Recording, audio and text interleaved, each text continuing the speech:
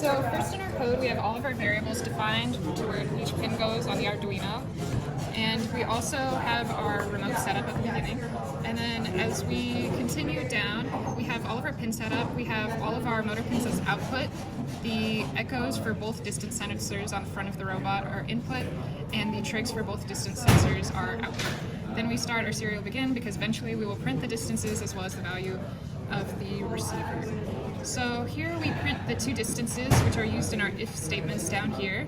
So if the distance is less than 10 inches, then the too close code will begin, which is defined at the very bottom.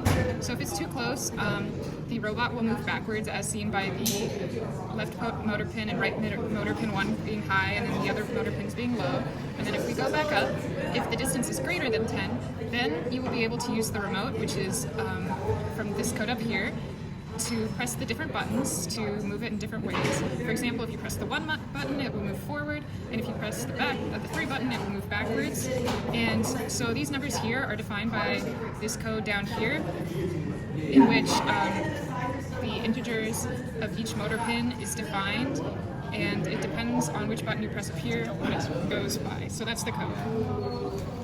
So here I will press 1 and it goes forward, and then 5 is stop. 3 will make it go backwards, 5 is stop again. If it gets too close to something, I'll move it forward. It goes backwards. And now we will try out the servo motor. If you press 8, it goes down.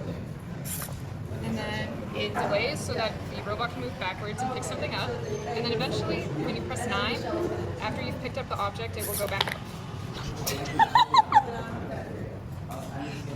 So we have the libraries for the servo and the IR remote, and then assigning the pin numbers, and then setting up the pins for the servo and the IR receiver. And once it starts picking up on the signal, if it's number 82 or equivalent to the 8 button, it goes down to a lower position.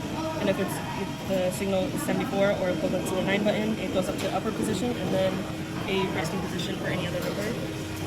So if it's number 8 is pressed, it goes down to a lower position, and then if 9 is pressed, it goes up to an up position. The distance sensors wires go into the breadboard, and then as do the motors, and the breadboard and Arduino are connected. And the battery, you have this battery pack powering the Arduino. We have this battery pack going to these parts and also this one to help with the servo connection. And the servo also connects here and this battery pack.